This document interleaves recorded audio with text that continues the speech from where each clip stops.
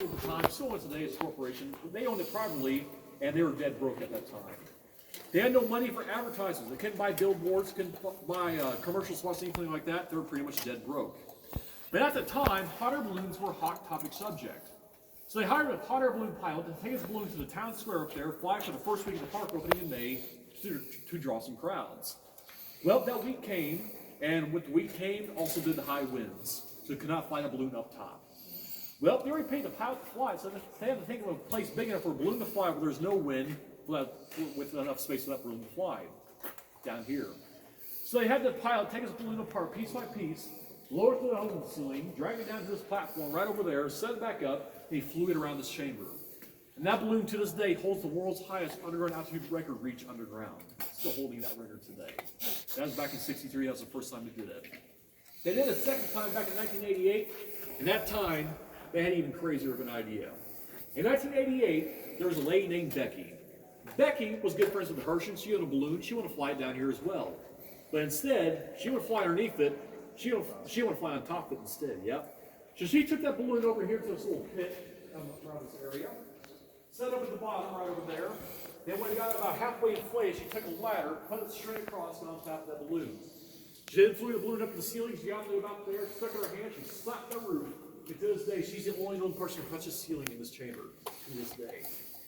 They'll never let us do it again because OSHA exists and we look for new jobs never try that stuff again. So no more sitting on balloons. But they did it one more time back in 1994. That told me 5 balloons. That's the last time they did it.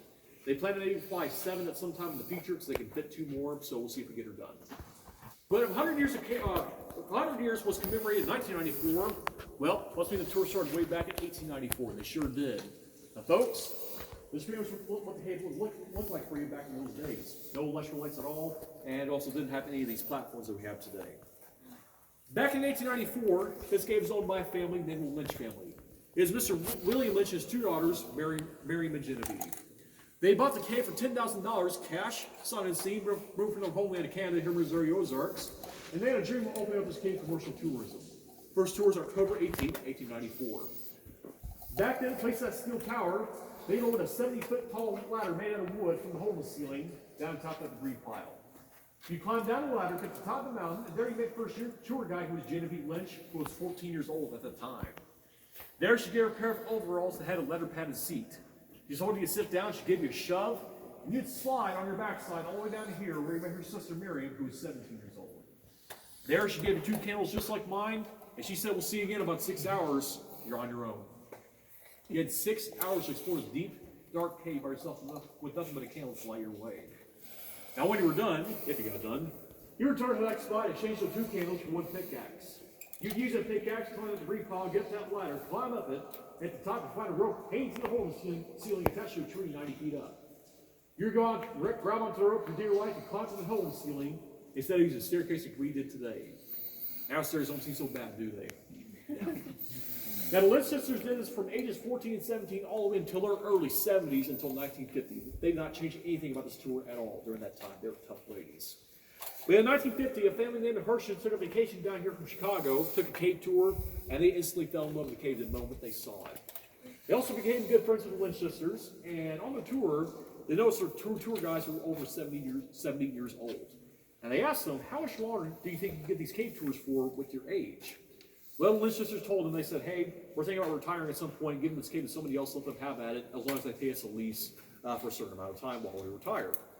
That's when in 1950, the Hershans and the Lynches signed a 99-year lease for this cave, still intact to this day until 2049. And when the Lynches passed away in the 70s, they passed the ownership of the cave off the College of the Ozarks in Branson. They still own it to this day. We just leased for them for another 20 years or so. Pretty cool. Well, when the Hershans came on down, they decided to make some improvements to this cave tour.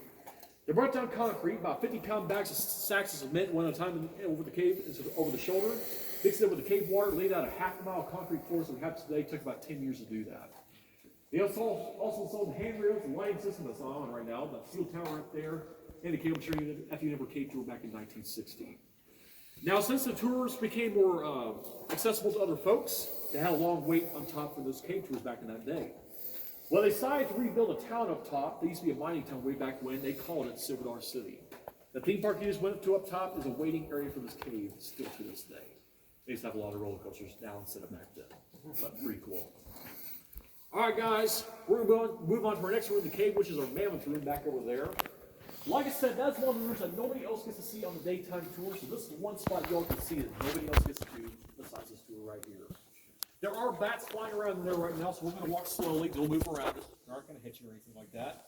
There's also 3 steps leading up to it, so we'll hold your hands about waist high and just please watch your step. Let's go check it out. Here we go.